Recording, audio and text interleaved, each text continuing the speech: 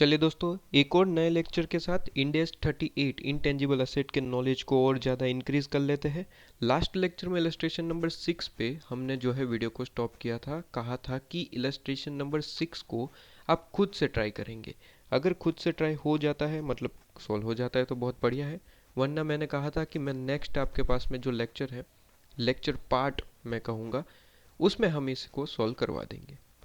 ठीक है, तो आई होप कि आपसे ये क्वेश्चन बेसिकली सोल्व हो चुका होगा, क्योंकि इसमें कोई नया पॉइंट था नहीं। इंडेस 16 प्रॉपर्टी प्लांट इक्विपमेंट का ही पूरे का पूरा कंसेप्ट था, जो कि आपके लिए यहाँ पे एक तरीके से क्या था सर, रिवीजन था।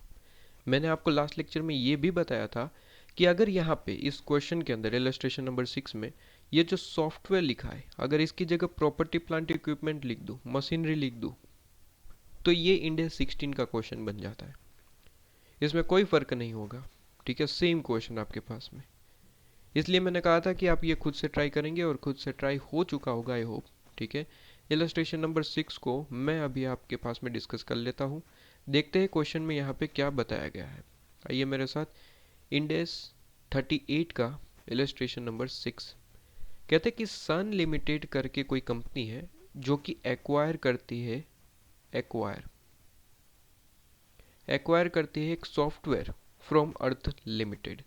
तो एस लिमिटेड और ई लिमिटेड कहते थे कि एस लिमिटेड करके कोई कंपनी है जिन्होंने एक सॉफ्टवेयर अक्वायर किया है ई लिमिटेड की ओर से। ठीक है, तो ई लिमिटेड के पास से एक सॉफ्टवेयर अक्वायर किया है किसने, एस लिमिटेड ने, और एक्सचेंज किया है, मतलब इसके बदले में, ये जो सॉफ्टवेयर लिया इसके बदले में हमने कोई पैसा पे नहीं किया है। हमने क्या करा है, उसके बदले कुछ और चीज़ दे दी।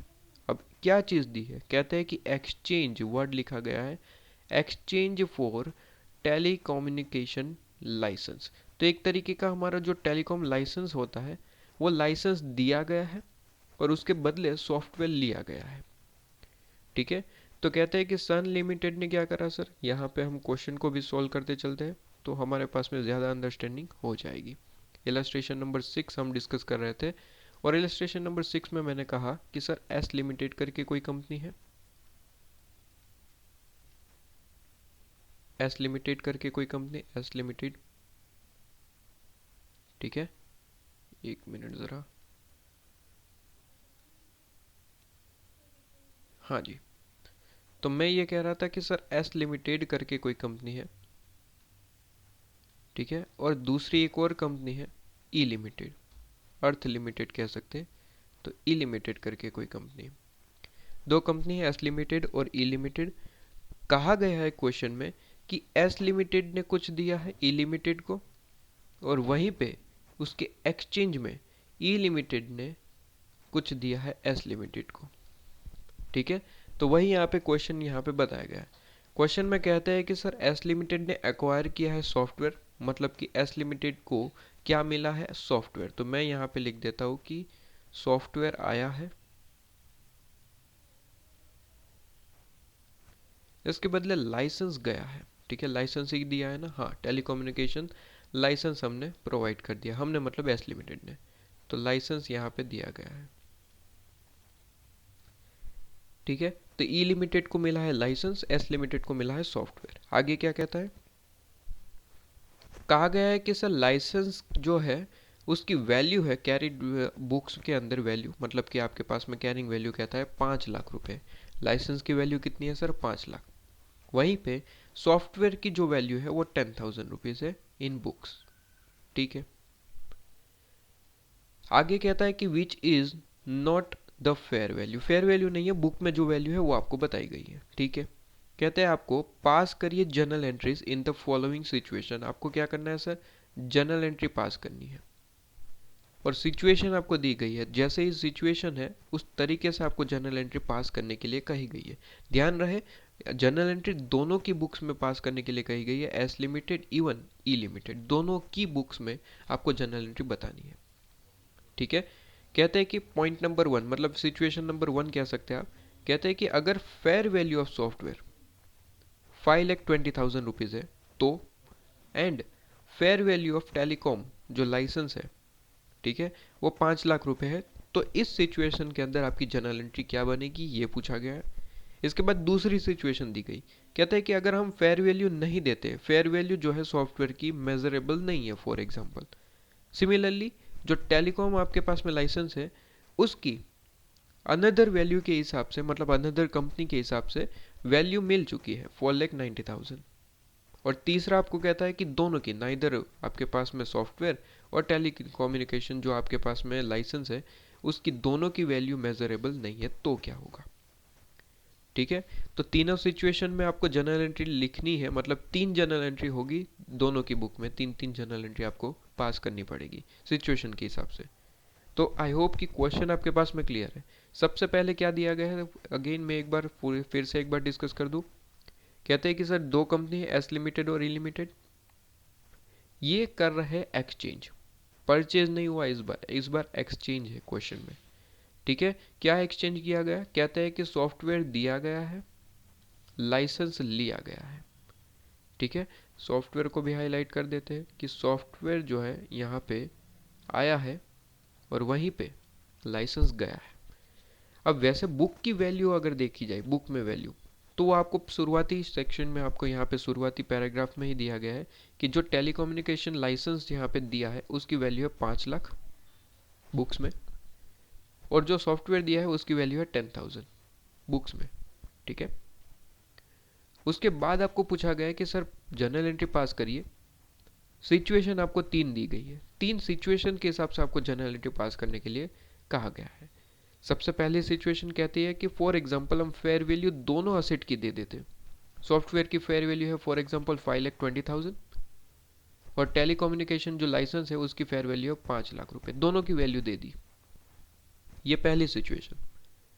दूसरी सिचुएशन क्या दी, कहता है किसी एक की वैल्यू नहीं पता है, दूसरी की पता है। और किसकी नहीं पता है, कहता है कि सॉफ्टवेयर की चलो मान लेते हैं नहीं पता है, और लाइसेंस की कह दिया कि सर 4,90,000 है, ऐसा मान के चलो, तो क्या होगा। तो उसकी जर्नल एंट्री पूछ ली। और थर्ड सिचुएशन में तो कहता है कि दोनों ही नहीं पता, दोनों की फेयर वैल्यू नहीं पता, फेयर वैल्यू मार्केट वैल्यू। ठीक है, तो कहते हैं दोनों की वैल्यू नहीं पता, तो क्या होगा। तो सिंपल 3 क्वेश्चन यहाँ पे पूछे गए, तीनों के हिसाब से आपको जर्नल एंट्री देनी है। बहुत ज़्यादा सिंपल क्वेश्चन है, बहुत जनरल क्वेश्चन है आपके पास में। तो मैं यहाँ पे दोनों तरीके से आपके पास में यहाँ पे आंसर देना है, दोनों की बुक्स में आंसर देना है। तो यहाँ पे मैं कर लेता हूँ, यहाँ पे जो सन लिमिटेड है उनकी जर्नल एंट्री यहाँ पे लिख देंगे हम। ठीक है, और वहीं पे यहाँ पे अर्थ लिमिटेड है आई थिंक नाम। ठीक है, तो अर्थ लिमिटेड की यहाँ पे जर्नल एंट्री लिखना शुरू कर देते हैं। ठीक है, तो ये चीज़ आपके पास में हो जाएगी। चलिए यहाँ पे ये लीजिए।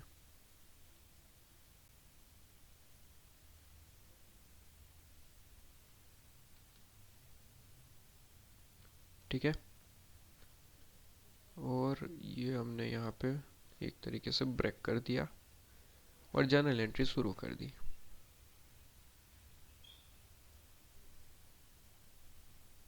लो जी, हेडिंग भी दे सकते हैं यहाँ पे कि journal entry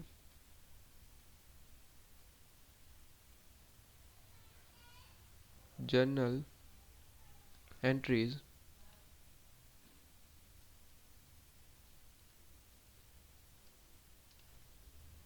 in the books of और इस तरीके से कॉमा कर देते हैं कि दोनों की बुक्स में हम यहाँ पे जर्नल एंट्रीज आपको दिखाने वाले हैं। ठीक है जी, तो ये आपके पास में हो गया। तो आ जाइए जल्दी से, सबसे पहली सिचुएशन के हिसाब से, सिचुएशन नंबर 1 है तो सिचुएशन 1 आपके पास में, तो ये आपके पास में हो गया। सिचुएशन 1 का आंसर हम देने जा रहे हैं। क्या कहता है sir situation number 1, fair value दोनों की पता है। ठीक है, एक की फेयर वैल्यू है 5,20,000, दूसरे की वैल्यू है 5 लाख रुपए। रूल क्या कहता है, रूल इंपॉर्टेंट है, इंडेक्स 16 में पढ़े, यहाँ पे नहीं। ठीक है, इंडेक्स 16 में पढ़े, मैंने तो यहाँ पे कहा कि भाई वही है, रिवीजन करके आया है तो क्वेश्चन सोल्व होगा, वरना नहीं होगा। रूल क्या कहता है, कहता है कि सर रूल 3 प्रेफरेंस हमें प्रोवाइड करता है। सबसे पहला प्रेफरेंस कहता है कि जो दिया है, गिवन, ठीक है, जो दिया है उसकी फेयर वैल्यू पता होनी चाहिए। दूसरा कहता है कि जो लिया है उसकी फेयर वैल्यू पता होनी चाहिए। और तीसरा प्रेफरेंस कहता है कि चलो नहीं पता है कुछ भी तो बुक वैल्यू चलेगी जो दिया है उसकी। अब सबसे पहला प्रेफरेंस यूज़ करिए। पहली सिचुएशन का आंसर देने के लिए सबसे पहले हमें फर्स्ट प्रेफरेंस को यूज़ करना होगा। क्या वो फुलफिल हो रहा है? अगर हो रहा है तो वही फॉलो करना है, नहीं हो रहा है तो सेकंड, और नहीं हो रहा है तो थर्ड। ठीक है, इस पे क्वेश्चन करवा चुका हूँ इसलिए मुझे इसको एक्सप्लेन करने की ज़रूरत नहीं है। इंडेक्स 16 में 72 तरीके से आपके पास में 3 से 4 बार आपके पास में रिवीजन करवा चुका हूँ इस चीज़ का, तो यहाँ पे वो नहीं कराऊंगा, सोल्व कराऊंगा डायरेक्ट क्वेश्चन को। तो फेयर वैल्यू सॉफ्टवेयर है आपके पास में और टेलीकम्युनिकेशन लाइसेंस है। तो सिंपल है, जो दिया है असेट गिवन उसकी फेयर वैल्यू पता है कि नहीं वो देखना है। तो सबसे पहले हम जनरल एंट्री किसकी बुक में कर रहे हैं वो देखिए। तो फिलहाल के लिए सन लिमिटेड की बुक्स में हम जनरल एंट्री कर रहे हैं फॉर एग्जांपल। तो मुझे ये बताइए कि सन लिमिटेड के लिए असेट गिवन क्या है। तो कहते हैं सर सन लिमिटेड के लिए जो दिया है वो है लाइसेंस। सन लिमिटेड के लिए जो दिया है वो क्या है सर? लाइसेंस। तो कहते हैं प्रेफरेंस कहता है कि जो दिया है क्या उसकी फेयर वैल्यू पता है? आंसर इज यस सर, पता है। आंसर इज यस सर, पता है। कितनी है? कहते हैं कि सर जो दिया है वो लाइसेंस है और लाइसेंस की फेयर वैल्यू है 5 लाख। तो रूल ने कहा कि जो अगर आपके पास में असेट गिवन है उसकी फेयर वैल्यू पता है तो उसी वैल्यू पे असेट को रिकॉर्ड किया जाएगा। असेट क्या है सर? सॉफ्टवेयर। सॉफ्टवेयर ही मिल रहा है ना। सन लिमिटेड को मिल क्या रहा है सर? सॉफ्टवेयर। सॉफ्टवेयर की वैल्यू क्या लेंगे? तो कहता है कि जो असेट दिया है उसकी फेयर वैल्यू लेना है। तो सॉफ्टवेयर की कौन सी वैल्यू ली जाएगी? कहता है असेट जो दिया है लाइसेंस उसकी फेयर वैल्यू क्या है? 5 लाख। तो सॉफ्टवेयर की वैल्यू 5 लाख ली जाएगी। सिंपल है। तो कहते हैं कि जनरल एंट्री लिखिए और अमाउंट कौन सी लिखेंगे? 5 लाख रुपए, 5 लाख रुपीज़। ठीक है। जनरल एंट्री तो वैसे भी बचपन में पढ़ के आ रहा है आपके पास में, बहुत ज़्यादा सिंपल है। कहते हैं असेट आ रहा है उसे डेबिट करिए और जा रहा है उसे क्रेडिट करिए। आ क्या रहा है सर? सॉफ्टवेयर। तो सॉफ्टवेयर अकाउंट डेबिट आपके पास में। तो कहते हैं सॉफ्टवेयर अकाउंट डेबिट टू, जा क्या रहा है सर? लाइसेंस जा रहा है, मतलब असेट कम हो रही है। जो कम होती है तो हमें उसे क्रेडिट करना होता है, तो to licence. To licence account. Amount क्या लिखेंगे सर? जो असेट दिया है उसकी फेयर वैल्यू। क्या क्वेश्चन ने दिया है? Answer is yes. Situation number 1 में दोनों की फेयर वैल्यू दी है। हमें कौन सी लेनी है? जो असेट दिया है लाइसेंस। लाइसेंस की फेयर वैल्यू क्या है? क्वेश्चन ने कहा 5 लाख रुपए, तो 5 lakh rupees.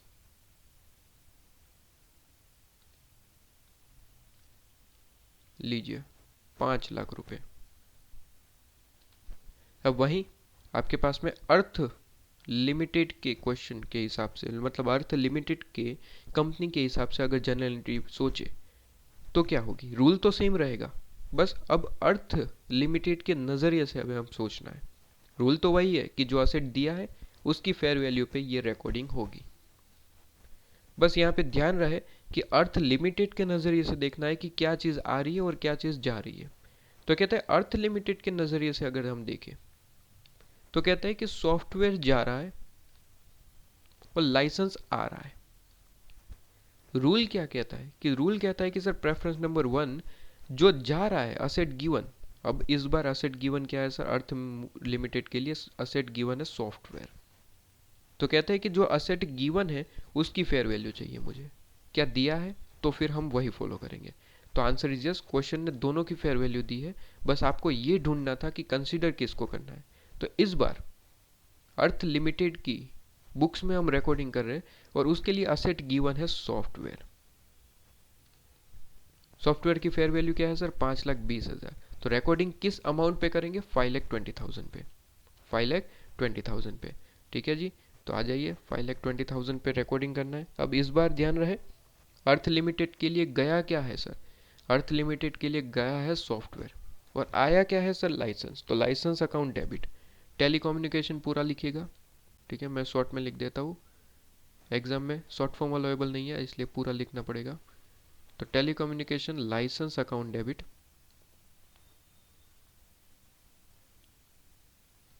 To software account. Software जा रहा है टू सॉफ्टवेयर अकाउंट। अब जैसे कि मैंने कहा कि सर जो असेट आया है उसे किस वैल्यू पे रिकॉर्ड किया जाएगा, जो असेट गिवन है उसकी फेयर वैल्यू पे, और वो कौन सी है सर, 5,20,000, 5,20,000, 5,20,000। अब ध्यान से सुनिएगा, सॉफ्टवेयर जो गया है, असेट गिवन जो है उसकी वैल्यू क्या है बुक्स के अंदर। भाई अर्थ लिमिटेड की बुक्स में ये जो असेट जा रहा है, जो लाइसेंस जा रहा है, उसकी वैल्यू कितनी है, तो क्वेश्चन ने क्लियरली बताया था उसकी वैल्यू जो है वो 10,000 है। उसकी वैल्यू जो है सर वो 10,000 है। 10,000 की हमारी बुक्स में दिखने वाली असेट जा कितने में रही है, 5,20,000 रुपीज में। तो बहुत बड़ा फायदा हुआ, 5,10,000 रुपीज का फायदा हुआ, प्रॉफिट ऑफ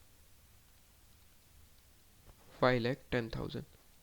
ठीक है, तो जर्नल एंट्री कैसे होगी सर, जो असेट दिया है सॉफ्टवेयर, ठीक है, जो असेट दिया है सॉफ्टवेयर वो रिकॉर्ड होगा, वो तो जा रहा है, वो कितने में जाएगा, अब ऑब्वियसली बुक्स में जो वैल्यू है वो उतने पे 10,000।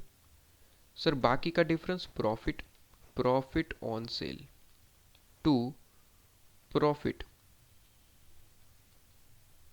ऑन एक्सचेंज आप कह सकते हैं, यहाँ पे एक्सचेंज हुआ इसलिए ऑन एक्सचेंज। क्या बात समझ में आ रही है, प्रॉफिट ऑन एक्सचेंज। तो सर यहाँ पे जो सन इलेक्ट्रॉनिक्स वाला केस है उसमें प्रॉफिट एंड लॉस नहीं हुआ, answer is no, because 5 lakh में हमने रिकॉर्डिंग की है, जबकि बुक्स में भी वैल्यू 5 लाख ही थी, देखिए क्वेश्चन में। तो नो प्रॉफिट नो लॉस, तो वहां पे आपको सिंपल जर्नल एंट्री देखने को मिली थी, software debit to licence. But Earth Limited के केस में यहाँ पे ऐसा नहीं हुआ, जो लाइसेंस आ रहा है, ठीक है, उसकी वैल्यू 5,20,000 है, जबकि सॉफ्टवेयर जो जा रहा है उसकी वैल्यू तो हमारे हिसाब से तो 10,000 थी, वो 5,20 में लेके जा रहा है, तो कहीं ना कहीं 5,10,000 का फायदा है, तो हमने फायदा रिकॉर्ड किया है। ठीक है जी, तो ये इंपॉर्टेंट पॉइंट था, राइट। तो ये पहली सिचुएशन के हिसाब से जो आंसर बन रहा था वो क्लियर आपके पास में। अब आपके पास में नेक्स्ट सिचुएशन का आंसर देने जा रहे हैं, आ जाइए। सिचुएशन नंबर 2 कहता है कि sir fair value of software is not measurable. अब सॉफ्टवेयर की फेयर वैल्यू नहीं पता, लेकिन लाइसेंस की फेयर वैल्यू पता है 4,90,000, तो जनरल एंट्री क्या होगी ये पूछा गया है। ठीक है, अगेन वही सोचेंगे सर, किसकी बुक्स में जनरल एंट्री करनी है, तो सबसे पहले सन इलेक्ट्रॉनिक्स में कर लेते हैं। तो सन इलेक्ट्रॉनिक्स के लिए क्या जा रहा है और क्या आ रहा है, तो कहते हैं सर सन इलेक्ट्रॉनिक्स के लिए अगर हम देखें तो जा रहा है लाइसेंस, आ रहा है सॉफ्टवेयर। अब रूल क्या कहता है वो याद करिए, 3 प्रेफरेंस। पहला प्रेफरेंस कहता है कि जो असेट दिया है उसकी फेयर वैल्यू पता है कि नहीं वो देखिए। तो दिया क्या है सर, लाइसेंस दिया है, क्या उसकी फेयर वैल्यू पता है, देखिए क्वेश्चन में। तो क्वेश्चन में देखें तो लाइसेंस की फेयर वैल्यू पता है सर 4,90,000, तो बात खत्म हो गई, 4,90,000 पे रिकॉर्डिंग होगी। तो लिखिए जल्दी से, कहता है कि जो आ रहा है उसे डेबिट करेंगे, जो जा रहा है उसे क्रेडिट करेंगे। तो यहाँ पे लिखेंगे हम सेकेंड सिचुएशन का आंसर, और ध्यान रहे अमाउंट कौन सी रिकॉर्डिंग होगी, जो असेट आ रहा है उसकी रिकॉर्डिंग, मतलब सॉफ्टवेयर आ रहा है, सॉफ्टवेयर कौन सी अमाउंट पे रिकॉर्ड होगा, 4,90,000। क्लियर, तो सॉफ्टवेयर आ रहा है, software account debit, software account debit कितने से सर, ऑब्वियसली जो असेट गिवन है उसकी फेयर वैल्यू, जो कि हमें पता है, इसलिए यहाँ पे रिकॉर्ड उसी पे होगा, 4,90,000 क्वेश्चन ने कहा है। ठीक है जी, 4,90,000। इसके बाद गया क्या है सर, गया है लाइसेंस, लाइसेंस हमने दिया है। अब क्या लाइसेंस की वैल्यू आपकी बुक्स में कितनी थी वो देखिए। तो कहते हैं कि सर लाइसेंस की वैल्यू सन इलेक्ट्रॉनिक्स की बुक्स में, in the books of Sun Electronic 5 lakh रुपए थी। अब क्या प्रॉफिट एंड लॉस हो रहा है, answer is yes sir. 5 lakh की चीज जा रही है, सामने 4,90,000, 4,90,000 की वैल्यू आ रही है, तो कहीं ना कहीं लॉस हुआ है सर। लॉस हुआ है कितने का, 10,000 का। तो यहाँ पे कहते हैं कि sir loss on exchange, loss on exchange debit कितने का सर, 10,000 रुपीज डेबिट। और टू क्या करेंगे sir, licence, to licence account जो कि हमारी बुक्स में कितने का था सर, 5 लाख का, वो हमने क्रेडिट कर दिया ताकि लाइसेंस हमारी बुक से हट गया, राइट। तो ये आपके पास में जनरल एंट्री बहुत ज़्यादा सिंपल है। फाउंडेशन लेवल में ऐसी जनरल एंट्री आप किया करते थे, जो यहाँ पे आपको रिपीटेड वर्जन में रिवीजन देखने को मिल रहा है, ठीक है। अब आ जाइए अर्थ लिमिटेड में क्या होगा सर। अर्थ लिमिटेड के लिए अगर हम देखें तो यहाँ पे अर्थ लिमिटेड के लिए सॉफ्टवेयर जा रहा है और लाइसेंस आ रहा है, ठीक है। तो इस बार अर्थ लिमिटेड के लिए जो सॉफ्टवेयर है वो जा रहा है और लाइसेंस आ रहा है, ठीक है। रूल क्या कहता है सर, जो जा रहा है उसकी फेयर वैल्यू पता है कि नहीं वो देखिए, प्रेफरेंस नंबर 1। तो सॉफ्टवेयर यहाँ पे जा रहा है, क्या उसकी फेयर वैल्यू आपको पता है? तो यहाँ पे situation number 2, fair value of software is not measurable, नहीं पता, तो प्रेफरेंस नंबर 1 फॉलो नहीं हो सकता। तो सेकंड प्रेफरेंस क्या कहता है कि जो आ रहा है उसकी फेयर वैल्यू पता होनी चाहिए। क्या जो आ रहा है उसकी फेयर वैल्यू पता है? Answer is yes sir. License आ रहा है, उसकी फेयर वैल्यू 4,90,000 है, तो उसी पे रिकॉर्ड करेंगे। तो कहते हैं कि सॉफ्टवेयर को, जो यहाँ पे आपके पास में जो लाइसेंस आ रहा है उसको किस पे रिकॉर्ड करेंगे? 4,90,000। आप याद करने के लिए या फिर कहीं रिवीजन करने के लिए लिख दीजिएगा, प्रेफरेंस नंबर 2 फॉलो हो रहा है यहाँ पे, प्रेफरेंस नंबर 1 फॉलो नहीं हो पाया इसलिए 2 पे जाना पड़ा हमें, राइट। तो ये लिखते रहिए कहीं रिवीजन के लिए। तो यहाँ पे सर अर्थ लिमिटेड है, क्या आ रहा है सर? लाइसेंस आ रहा है, तो लाइसेंस अकाउंट डेबिट, ठीक है। तो कहते हैं कि लाइसेंस या फिर टेलीकम्युनिकेशन पूरा ही लिखिएगा, ठीक है, एग्जाम में पूरा लिखना ज़रूरी है। तो telecommunication licence account debit, recording कितने पे होगी सर? प्रेफरेंस नंबर 1 फॉलो नहीं हुआ, सेकंड फॉलो हुआ है। कहता है कि जो आ रहा है उसकी फेयर वैल्यू, और जो आ रहा है उसकी फेयर वैल्यू है 4,90,000, तो ये 4,90,000 पर रिकॉर्ड होगा। जा क्या रहा है सर? सॉफ्टवेयर जा रहा है। अच्छा, बुक्स में सॉफ्टवेयर की वैल्यू क्या है सर? क्वेश्चन ने खुद बताया 10,000 रुपीज़, ठीक है। तो 10,000 का सॉफ्टवेयर जा रहा है, 4,90,000 का लाइसेंस आ रहा है, फायदा हुआ है? आंसर इज यस सर, फायदा हुआ है। तो कहता है कि to software account, to software account, वो तो सिर्फ 10,000 का था हमारी बुक्स में। 10,000 का सॉफ्टवेयर उसने कितने में लिया? 4,90,000। तो जो आपके पास में 4,80,000 दिख रहा है वो क्या है sir? Profit on exchange, profit on exchange. अपने लिए तो फायदा ही है ना। 10,000 की जो चीज़ है हमारी बुक्स में वो 4,90,000 में लेके गया, तो 4,80,000 रुपीज़ का फायदा है, प्रॉफिट है। ये तो बढ़िया हो गया, ठीक है। चलिए, तो ये सिचुएशन का भी आंसर हमने प्रोवाइड कर दिया है। अब नेक्स्ट आपके पास में सिचुएशन क्या कहती है, देखिए ज़रा। सिचुएशन नंबर 3 जिसका आंसर देते हैं, कहते हैं कि neither fair value of software और फेयर वैल्यू ऑफ लाइसेंस हमें पता है, हमें दोनों में से किसी का भी फेयर वैल्यू नहीं पता, तो कैसे जनरल एंट्री करोगे? सिंपल है, वही प्रेफरेंस हम यहाँ पे फॉलो करते जाएंगे और आंसर देते जाएंगे, कोई बड़ी बात है नहीं। तो कहते हैं कि सर यहाँ पे सिंपल सा, यहाँ पे आपके पास में थर्ड सिचुएशन का आंसर देने जा रहे हैं। सर प्रेफरेंस नंबर 1 हम सबसे पहले सन इलेक्ट्रॉनिक्स में एंट्री कर रहे हैं, तो सन इलेक्ट्रॉनिक्स में देखिएगा सर, प्रेफरेंस नंबर 1 जो दिया है गिवन असेट, उसकी फेयर वैल्यू ले लो। तो फेयर वैल्यू तो वैसे दोनों की ही नहीं पता हमें, क्वेश्चन ने क्लियरली बताया, लेकिन एक बार प्रेफरेंस टू प्रेफरेंस चेक करते चलते हैं।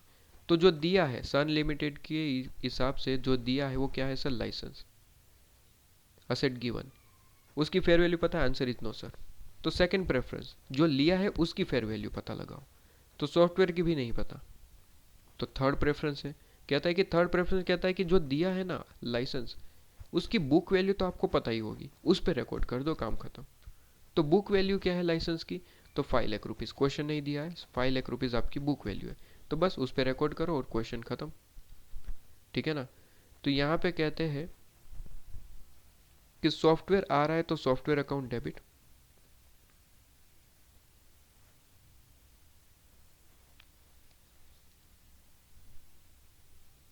और लाइसेंस जा रहा है तो to licence account.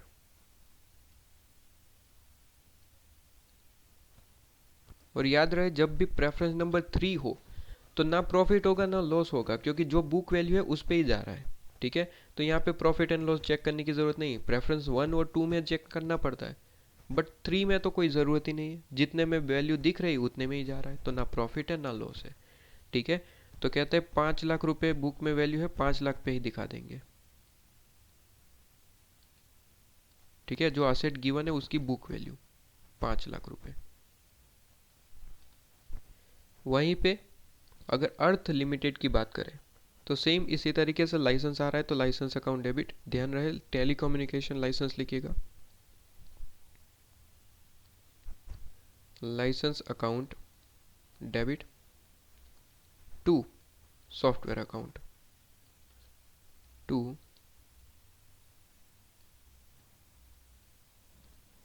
Software account. कितने में रिकॉर्ड करेंगे सर? जो दिया है उसकी बुक वैल्यू पे। पहले प्रेफरेंस और दूसरा प्रेफरेंस तो फॉलो हो ही नहीं सकता, क्योंकि फेयर वैल्यू किसी की भी नहीं पता। तो थर्ड आपके पास में था कि जो दिया है उसकी फेयर वैल्यू। अब अर्थ लिमिटेड के हिसाब से देखें तो जो दिया है वो सॉफ्टवेयर है, और सॉफ्टवेयर की बुक वैल्यू अर्थ लिमिटेड की बुक्स में है 10,000, तो 10,000 में रिकॉर्ड करेंगे। तो कहते हैं 10,000 10,000। तो सिंपल सा क्वेश्चन था यहाँ पे, और ये क्वेश्चन खत्म। लो जी, ठीक है। तो इसे अगर आप नोट डाउन करना चाहें तो नोट डाउन कर सकते हैं, ये आपके पास में इलस्ट्रेशन नंबर 6 है। ठीक है, सिंपल सा क्वेश्चन था, कोई यहाँ पे बड़ी बात थी नहीं। ठीक है, सिंपल सा आपके पास में ये क्वेश्चन जो कंप्लीट हो गया हमारे पास में। ठीक है, तो लीजिए।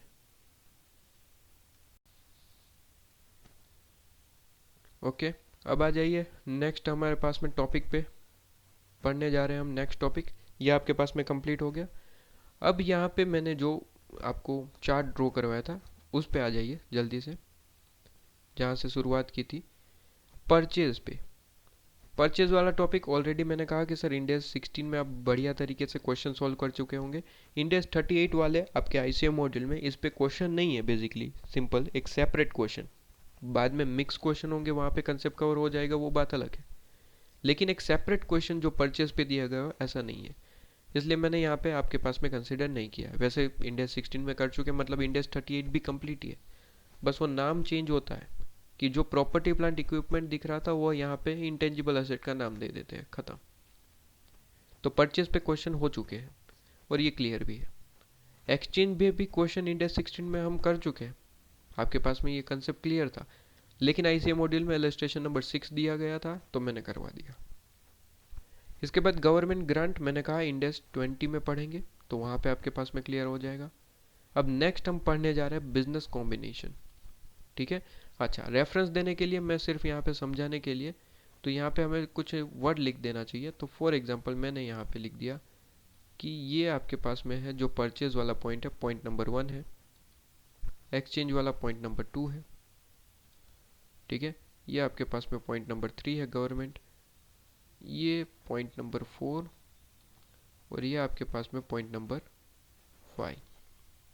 तो अभी हम डिस्कस करने जा रहे हैं पॉइंट नंबर 4, बिजनेस कॉम्बिनेशन। ठीक है, तो यहाँ पे हेडिंग दे सकते हैं पॉइंट नंबर 4 के हिसाब से, ताकि आपको पता चले कि कोई नया टॉपिक नहीं है, वही चार्ट में जो है वही एक्सप्लेनेशन हम यहाँ पे लिखने जा रहे हैं।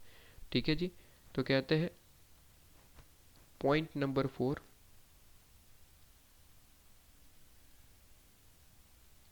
Business combination.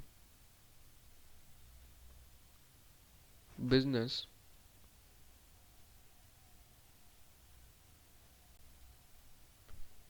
कॉम्बिनेशन हम पढ़ने जा रहे हैं। Point number 4, business combination.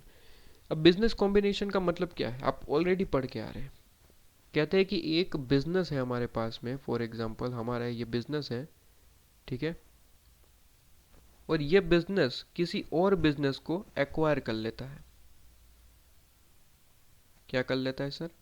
Acquire कर लेता है, और एक बिजनेस है यहाँ पे, फॉर एग्जांपल ये वाला बिजनेस है, हमने उसे एक्वायर कर लिया, ये आपके पास में हो गया। ठीक है, ये बिजनेस को हमने क्या कर लिया सर? एक्वायर कर लिया। तो यही बिजनेस कॉम्बिनेशन है कि एक बिजनेस दूसरे बिजनेस को एक्वायर कर लेता है, ये कॉम्बिनेशन बिजनेस कॉम्बिनेशन है, और कुछ नहीं। ठीक है, तो क्वेश्चन में दिया जाए कि सर एक हमने बिजनेस है, दूसरा बिजनेस को हमने एक्वायर कर लिया, तो ये आपके पास में क्या है sir, example of business combination. ठीक है, अब इसके रूल हमें याद रखने बस, और कुछ नहीं। तो कहते हैं कि रूल ये है कि जब हम बिजनेस एक्वायर करते हैं, ठीक है, जब हम बिजनेस एक्वायर करते हैं तो बिजनेस में होता है इंटेंजिबल एसेट, इंटेंजिबल एसेट और टेंजिबल एसेट, दोनों हो सकते हैं, बिल्कुल हो सकते हैं। अब टेंजिबल एसेट की बात तो हो चुकी इंडेस 16 में, प्रॉपर्टी प्लांट इक्विपमेंट। तो टेंजिबल एसेट को रिकॉर्ड करने के लिए इंडेस 16 में जाइए, वहां के रूल फॉलो करिए, काम खत्म। इंडेस 38 के हिसाब से अगर कोई इंटेंजिबल एसेट है तो उसकी रिकॉर्डिंग करनी पड़ेगी इंडेस 38 के रूल के हिसाब से। ठीक है, तो यहाँ पे ये हो सकता है। तो ये इंडेस 38 के रूल को समझाने के लिए यहाँ पे टॉपिक है बिजनेस कॉम्बिनेशन। ठीक है, तो जब भी दूसरे बिजनेस को एक्वायर किया जाता है, दो तरीके के एसेट देखने को मिलेगी, टेंजिबल और इंटेंजिबल। टेंजिबल के मेजरमेंट के लिए इंडेस 16 में जाइए, और इंटेंजिबल का मेजरमेंट कैसे होगा वो यहाँ पे पॉइंट नंबर 4 में समझाया जाएगा। तो बड़ा ही सिंपल सा पॉइंट है, 2-3 पॉइंट पढ़ने हैं और काम खत्म, ये टॉपिक खत्म। ठीक है, कहते हैं कि बड़ा सिंपल सा है, समझिए। यहाँ पे लिखेगा मेरे साथ, ठीक है, या फिर बाद में भी लिख सकते हैं, आपकी मर्जी है। सबसे पहले पॉइंट जो रूल है वो आपको याद रखना है। यहाँ पे रूल जो है, रूल नंबर 1, जितनी भी इंटेंजिबल असेट अक्वायर होगी, टेंजिबल और इंटेंजिबल दोनों आएगी। टेंजिबल इंडेक्स 16 के हिसाब से रिकॉर्ड करेंगे, और इंटेंजिबल के लिए इंडेक्स 38 कहता है कि जितनी भी इंटेंजिबल असेट आ रही है बिजनेस के साथ, उसे ऑलवेज फेयर वैल्यू पे रिकॉर्ड करेंगे। तो कहते हैं intangible asset, intangible asset acquired,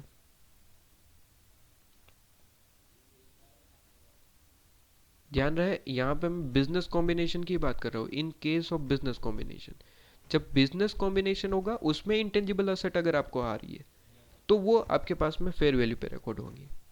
in case of business combination,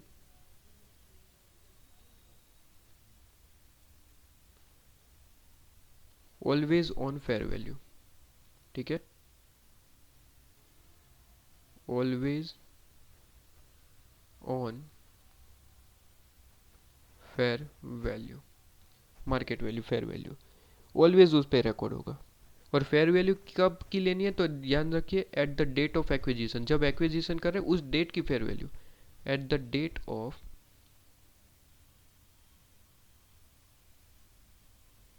acquisition. जब एक्विजिशन हो रहा है उस डेट की फेयर वैल्यू आपको यहाँ पे लेनी है। ये पहला रूल। दूसरा रूल है, कहते हैं कि सर दूसरा rule, all intangible asset shown as separately. Intangible asset short में मैं इस तरीके से चार्ट फॉर्म में लिख देता हूँ, intangible asset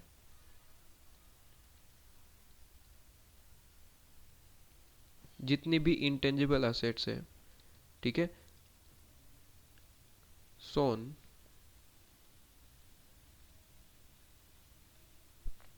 as separately, shown as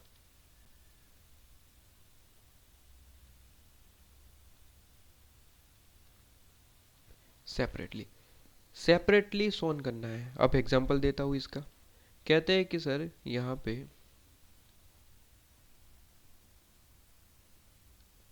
example देखिएगा, मैंने कहा कि सर बिजनेस हमने परचेज किया, एक्वायर कर लिया, बेसिकली परचेज नहीं, हम अभी एक्वायर का देख रहे हैं, तो एक्वायर के एग्जांपल के हिसाब से कहते हैं कि सर ये हमारा बिजनेस है, ये जो बिजनेस है वो हमारा बिजनेस है। हमने किसी और बिजनेस को एक्वायर कर लिया, ये दूसरा बिजनेस है जिसको हमने एक्वायर कर लिया। ठीक है, अब इस बिजनेस में टेंजिबल इंटेंजिबल दोनों थी असेट्स। ये आपके पास में टेंजिबल और ये IN मतलब इंटेंजिबल। ठीक है, ये T मतलब टेंजिबल और ये आपके पास में IN मतलब क्या है सर, इंटेंजिबल। तो दोनों एसेट थी। टेंजिबल के लिए तो हमें देखना ही नहीं है फिलहाल, क्योंकि इंडेक्स से 38 में पढ़ रहे, और टेंजिबल के लिए है इंडेक्स से 16 जो पढ़ चुके, तो वहाँ के रूल अपनाने। इनटेंजिबल के लिए ध्यान रहे, इनटेंजिबल में फॉर एग्जांपल जो अक्वायर किया उसमें फॉर एग्जांपल थी वैल्यू, जो असेट कह सकते, पैटर्न थी फॉर एग्जांपल 5 लाख रुपए की। फॉर एग्जांपल कॉपीराइट था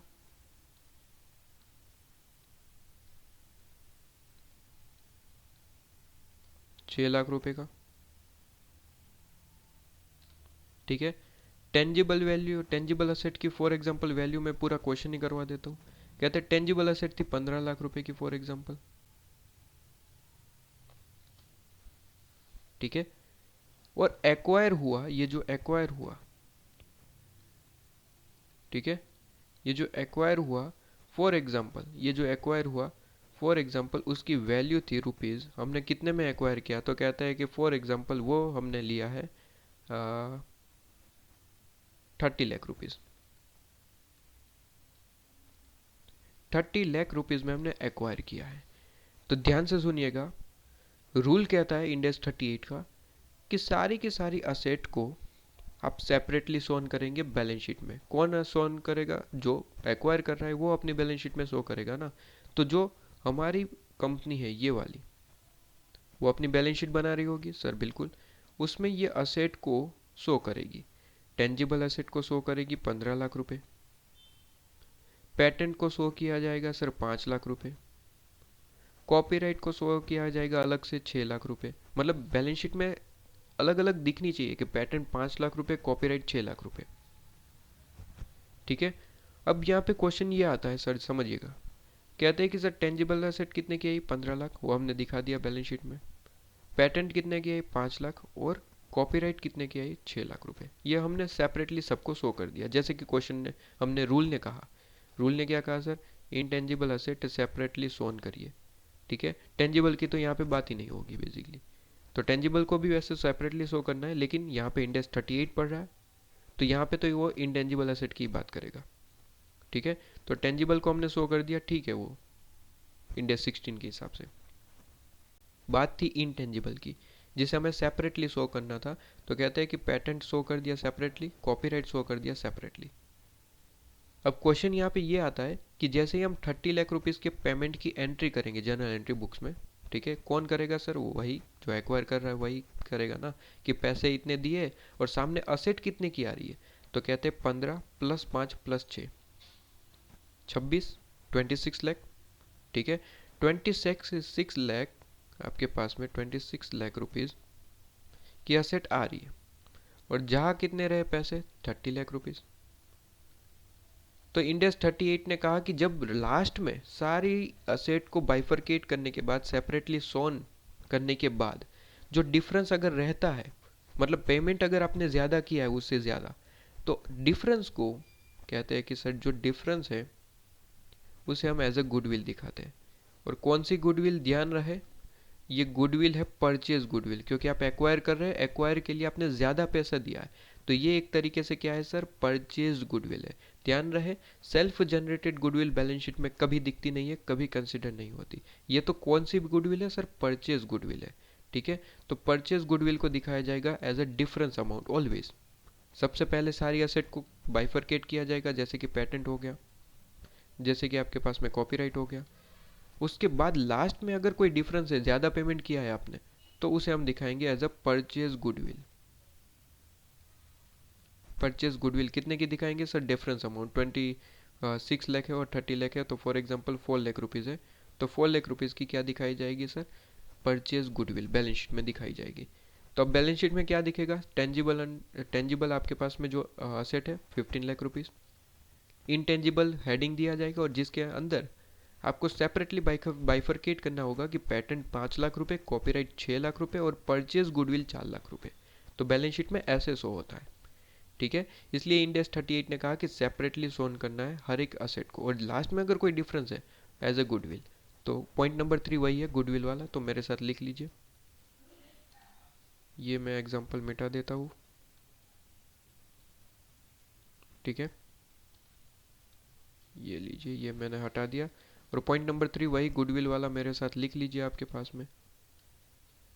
पॉइंट नंबर 3 कहते हैं कि सर जो डिफरेंस रहेगा, ठीक है, वो एज ए गुडविल आप दिखाएंगे, ठीक है। तो गुडविल आपके पास में, या फिर इस तरीके से लिखिए, आपको रिवीजन में हेल्प मिलेगी। कहते हैं कि जो पेमेंट है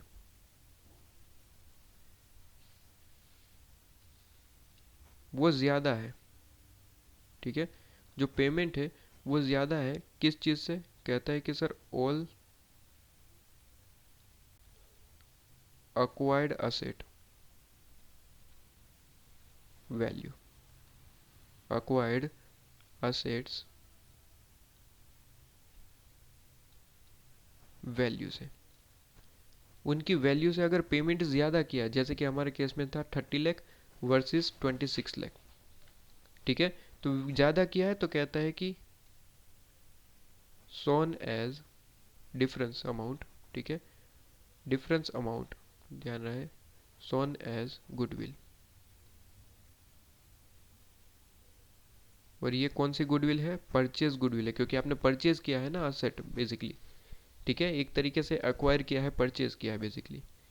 तो ये परचेज गुडविल है, तो उसे तो बैलेंस शीट में ओबियसली दिखाना है, ठीक है। ध्यान रहे, यहाँ पे डिफरेंस अमाउंट लिखना है, वैसे याद रहेगा लेकिन यहाँ पे लिख लेते हैं डिफरेंस अमाउंट, राइट। तो 3 रूल है, ध्यान रखने हैं बस।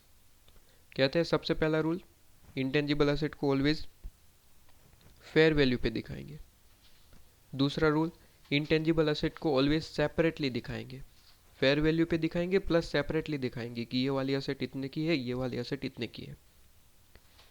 और थर्ड रूल कहता है कि अगर ज़्यादा पेमेंट किया है, ठीक है, तो जो बच गया आपके पास में जो एक्सेस पेमेंट है, वो अमाउंट, डिफरेंस अमाउंट, उसे एज अ गुडविल दिखा देंगे, उसे एज अ गुडविल। तो ऑलवेज ध्यान रहे कि गुडविल की कैलकुलेशन ऑलवेज लास्ट में होगी, ठीक है, तो गुडविल की कैलकुलेशन ऑलवेज लास्ट में होगी। अच्छा, एक यहाँ पे चीज़ ध्यान रखिए कि यहाँ पे इंड एस 38 ने एक और चीज़ कही कि कहता है कि इंटेंजिबल असेट को ऑलवेज सेपरेटली दिखाएंगे, बट अगर कोई ऐसी असेट है जो सेपरेट नहीं हो सकती, दोनों साथ में ही दिख सकते, तो फिर उसको ज़रूरत नहीं है सेपरेट करने की। अगर हो सकती है तो ऑलवेज सेपरेट दिखाएंगे, लेकिन अगर ऐसी कोई एसेट है जो सेपरेटली नहीं दिखा सकते, नहीं हो सकती सेपरेट, ठीक है, तो फिर उसे कैसे दिखाएंगे सर, जॉइंटली दिखा देंगे कि ये वाली चीज़। अब एग्जाम्पल देखिए, एग्जाम्पल है, कहता है कि सर आपके पास में फॉर एग्जाम्पल, यहाँ पे मैं लिख देता हूँ, फॉर एग्जाम्पल कोई एडवर्टाइजमेंट कंपनी है,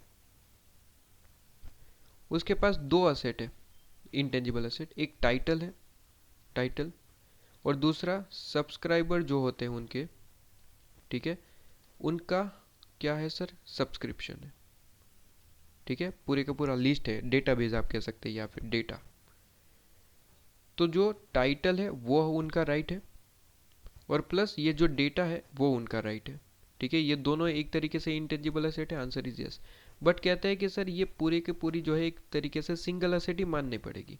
आप कहते हैं कि सर ये जो पूरे का पूरा यहाँ पे एडवर्टाइजमेंट जो कंपनी है, ये कैसे दिखाएगी, मतलब ये डेटा का तो कोई सेपरेट वैल्यू होता नहीं है, ठीक है। यहाँ पे तो जो मैगजीन जो यहाँ पे है, जो आपके पास में एडवर्टाइजमेंट है, उसका टाइटल की वैल्यू हो सकती है, और टाइटल की वैल्यू में ही फॉर एग्जांपल 5 लाख रुपए, तो डेटा का जो वैल्यू है वो उसके अंदर इंक्लूडेड है, ठीक है। कस्टमर का जो डेटा हमने प्रिपेयर करा है उसकी कोई सेपरेट वैल्यू तो हम निकाल नहीं पाएंगे कि 5 लाख रुपए में से ये जो हमारी लिस्ट है, डेटाबेस है, कस्टमर के जो जितने भी डेटाज है वो हमारे पास है, इनका इंटरेस्ट कितने में है, कौन सा कस्टमर ज़्यादा ऑर्डर दे रहा है, कौन सा कस्टमर कम ऑर्डर दे रहा है, तो ये जो डेटा है उसकी कोई सेपरेट वैल्यू तो निकाल नहीं पाएंगे। तो कहता है कि इसको आप जो है ज्वाइंटली दिखा सकते हैं, कोई दिक्कत नहीं है, जो सेपरेबल नहीं है उसे आप ज्वाइंटली दिखाइए। अच्छा, क्वेश्चन में क्या सर हमें ये ढूंढना पड़ेगा कि ज्वाइंटली कर सकते हैं या फिर सेपरेटली, आंसर इज नो, वो तो क्वेश्चन खुद बताएगा, ये तो रूल है तो बस बता दिया मैंने आपको। क्वेश्चन में तो आपको ऑलवेज बताया होगा कि ये जॉइंटली है, ये सेपरेटली है, तो उसमें आपको कोई यहाँ पे दिमाग लगाने की ज़रूरत नहीं है, वो तो बहुत ज़्यादा आसान रहेगा। ठीक है, तो वहाँ पे कोई दिक्कत नहीं आने वाली। ठीक है जी, आ जाइए, इस पे एक क्वेश्चन है आपके पास में, अगर आईसीएम मॉड्यूल में इलस्ट्रेशन नंबर 5 है आई थिंक, तो वो देख लेते हैं एक बार के लिए मेरे साथ। इलस्ट्रेशन नंबर 5 पे आ जाएंगे मेरे साथ आप।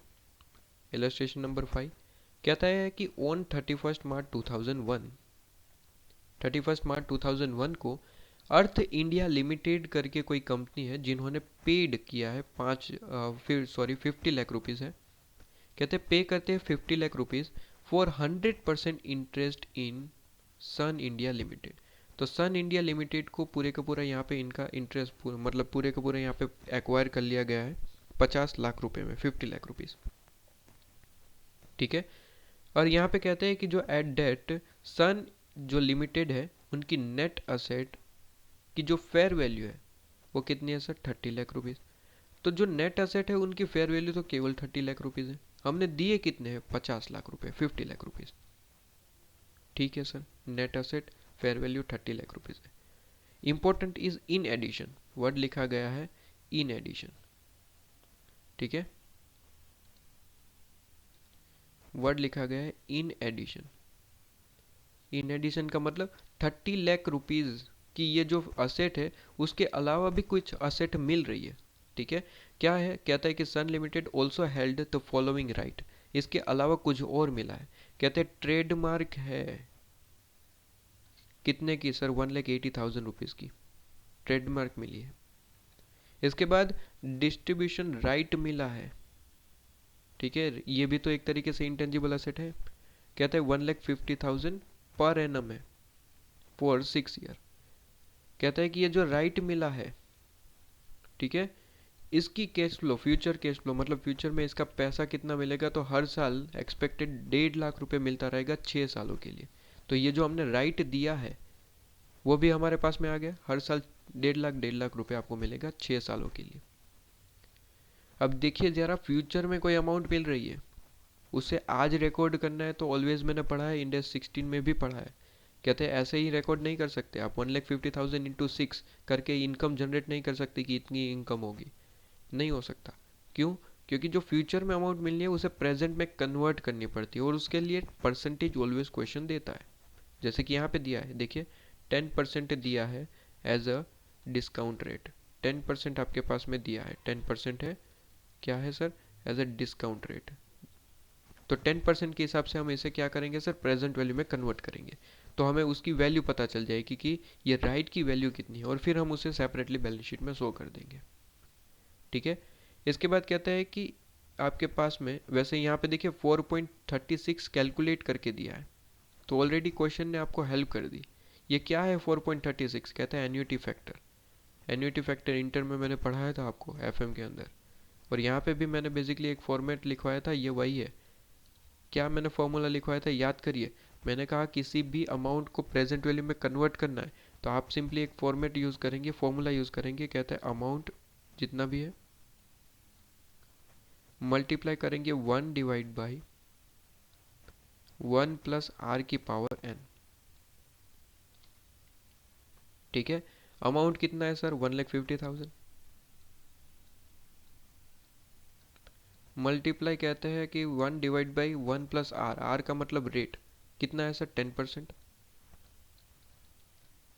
एन का मतलब होता है नंबर ऑफ ईयर, कितने साल है, 6 साल, तो 6। अब यहाँ पे ध्यान से सुनिएगा, एन्युटी फैक्टर का मतलब होता है 1 डिवाइड बाई 1 प्लस आर का जो यहाँ पे आपके पास में फॉर्मूला यूज हुआ है ना, उसे कहते हैं एन्युटी फैक्टर। 10% के हिसाब से 6 साल का, 6 साल का एन्युटी फैक्टर आपको ऑलरेडी कैलकुलेट करके दे रखा है 4.36। मतलब ज़्यादा कैलकुलेटर में कैलकुलेशन भी करने की ज़रूरत नहीं है, ये डायरेक्टली आपको दे दिया 1,50,000, और ये जो फॉर्मूला है ऑलरेडी उन्होंने कैलकुलेट करके दे दिया कि ये आएगा 4.36। ध्यान रहे, क्वेश्चन अगर कुछ दे रहा है तो उसे ही कंसिडर करना है, क्योंकि उसका सॉल्यूशन उसके हिसाब से होगा। ठीक है, तो अगर आप कैलकुलेटर में ये सॉल्व भी करेंगे 1 डिवाइड बाई 1.1 और इक्वल टू 6 बार प्रेस करिए, यही आंसर आएगा। बट क्वेश्चन ने अगर दिया है तो फिर डायरेक्टली उसे ले लीजिए, टाइम वेस्ट करने की ज़रूरत नहीं है। ठीक है, तो 1,50,000 मल्टीप्लाई करिए 4.36, तो यहाँ पे आपके पास में आ जाएगा आंसर 6,54,000। लीजिए, ये आपके पास में आंसर, ये आपके पास में क्या आ गया सर, आंसर आ गया, सॉल्यूशन हो गया 6,54,000। ठीक है, लीजिए, तो ये वैल्यू भी हमने निकाल ली। आगे कुछ कहता है कि कैलकुलेट करेंगे आप, कैलकुलेट करेंगे आप क्या चीज़, कहता है गुडविल की वैल्यू कितनी होगी और अदर इंटेंजिबल एसेट की वैल्यू कितनी होगी, वो आपको कैलकुलेट करना है। तो कर दिया है ना, कोई दिक्कत थोड़ी ना है, सारी चीज़ें कैलकुलेट कर दी। देखिए, सबसे पहले तो ये 30 लाख रुपीज़ का आपने कह दिया कि भाई ये आपके पास में नेट एसेट है। ठीक है, तो ये 30 लाख रुपीज़ की एसेट दिख जाएगी। ठीक है, और ये मेनली आपका है, वैसे बताया नहीं है, लेकिन अगर आप देखें तो इंटेंजिबल एसेट को डिफरेंट तरीके से दिखाया गया है। तो मतलब ये 30 लाख क्या होगा सर, ऑब्वियसली टेंजिबल एसेट होगा, लेकिन उन्होंने नहीं बताया, तो यहाँ पे हम ऐसे लिखेंगे कि असेट लिखेंगे और सामने की ओर 30 लाख रुपीज़ लिख देंगे। इन एडिशन फिर हम सेपरेटली दिखाएंगे टैब आपके पास में ट्रेडमार्क को 1,80,000 का, और डिस्ट्रीब्यूशन राइट दिखाएंगे 6,54,000 का। अब मेरे हिसाब से यहाँ पे टोटल करिए फटाफट से, 30 लाख रुपीज़ की असेट आई है, प्लस 1,80,000 का ट्रेडमार्क आया है, प्लस 1,80,000, और प्लस 6,54,000 का क्या आया सर, डिस्ट्रीब्यूशन राइट आया 6,54,000। अब कहते हैं कि सर टोटल कितना हुआ, टोटल हुआ है सर, मेरे कैलकुलेटर में दिख रहा है 38,34,000 रुपीज़। इसके लिए हमने पेमेंट कितने का किया है सर, 50 लाख रुपीज़ का। डिफरेंस कितना है, ज़्यादा पेमेंट किया ना, डिफरेंस कितने का है, कहते हैं कि सर 11,66,000 का। अब आप खुद बताइए कि जो असेट जितने में बिक रही है उससे ज़्यादा पेमेंट किया है, जो डिफरेंस है ज़्यादा पेमेंट किया है, वो किस चीज़ का होगा सर, वेरी सिंपल, गुडविल का होगा। तो यहाँ पे सिंपल तरीके से हम दिखा सकते हैं कि सर जो परचेज कंसिडरेशन है वो ऐसे दिखाएंगे, 50 लाख रुपए दिया है, 50 लाख रुपए देने के बाद हमें क्या मिला, कहते हैं net asset acquire 30 lakh rupees. यहाँ पे ध्यान रहे, टेंजिबल असेट मीनिंग निकलता है इसका, लेकिन टेंजिबल असेट लिखेंगे नहीं, क्योंकि क्वेश्चन ने यही बताया कि ये टेंजिबल है सिर्फ। ठीक है, तो उसने जो बताया वही वर्ड लिखेंगे, नेट असेट 30 लाख रुपीज़ का। बाकी की असेट जो सेपरेटली शो हो सकती है उसे शो करिए, ट्रेडमार्क 1,80,000 का, डिस्ट्रीब्यूशन राइट 6,54,000 का, टोटल कितना हुआ 38,34,000 रुपीज़ का। लेकिन पेमेंट तो 50 लाख रुपए का किया है। एक्सेस पेमेंट क्यों किया होगा, ऑब्वियसली गुडविल की वजह से, तो गुडविल भी बैलेंस शीट में दिखेगी, गुडविल एक्विजिशन 11,66,000 का।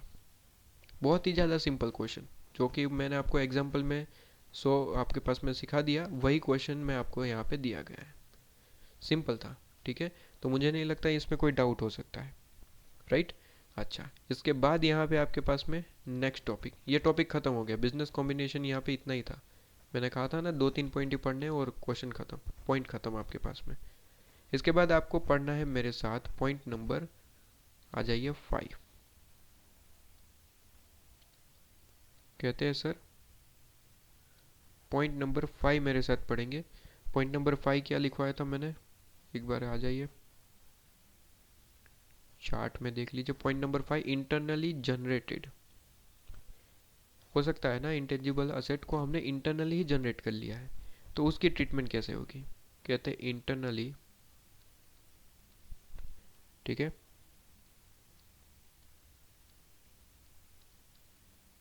जनरेटेड। अब इंटरनली जनरेटेड का मतलब क्या होता है, इंटरनली जनरेटेड का मतलब होता है कि जिसको आपने खुद से बिजनेस में ही जनरेट किया है। अब सर वैसे तो आपने पॉइंट्स पढ़ाए थे, उसमें आपने ये कहा था कि कोई भी इंटेंजिबल असेट अगर आपने खुद से जनरेट करी है तो उसे तो हम असेट मानते ही नहीं है। ठीक है, जैसे कि आपने गुडविल का एग्जांपल भी दिया था कि अगर सेल्फ जनरेटेड है, मार्केट शेयर का भी एग्जांपल दिया था, आपने लिखवाया भी है। कहते हैं कि सर गुडविल मार्केट शेयर हो गया, अगर सेल्फ जनरेटेड है तो उसे तो हम इंटेंजिबल असेट मानते ही नहीं है एज पर इंड एस 38। तो आंसर इज यस, आपने सही कहा। बट यहाँ पे कहता है कि वैसे तो मानना ही नहीं है, बट एक पॉइंट ऐसा दिया गया है, कंडीशंस कुछ दी गई है कि अगर वो कंडीशन फुलफिल हो रही है तो वो आपके पास में असेट जो है वो क्या मान ली जाएगी सर, इंटेंजिबल असेट। ठीक है, असेट यहाँ पे फिक्स है, राइट। तो यहाँ पे मैं वही चीज़ वापस से एक बार के लिए लिखाऊंगा, कंफ्यूजन क्रिएट नहीं होना चाहिए। मैंने कहा था वही यहाँ पे वापस से एक बार लिखाऊंगा, ठीक है। मैंने जो कहा था वो चीज़ मैं यहाँ पे वापस से आपके पास में एक बार लिखवाऊंगा, मेरे साथ आप वो चीज़ लिख लेंगे।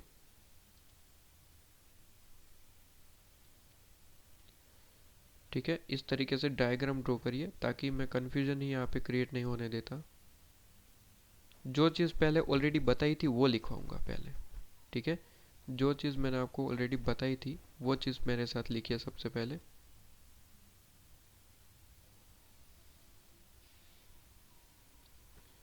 मैंने कहा है यहाँ पे आपके पास में जो मैंने एग्जांपल दिया था वो कि सर इंटरनली जनरेटेड हो गया आपके पास में गुडविल, ठीक है। इंटरनली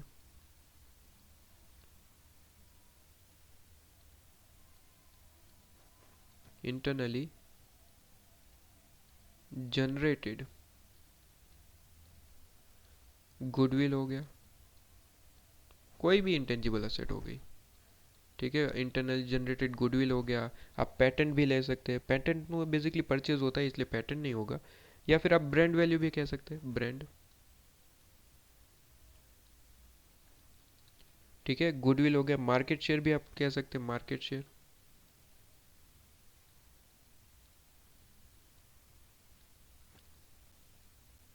ठीक है।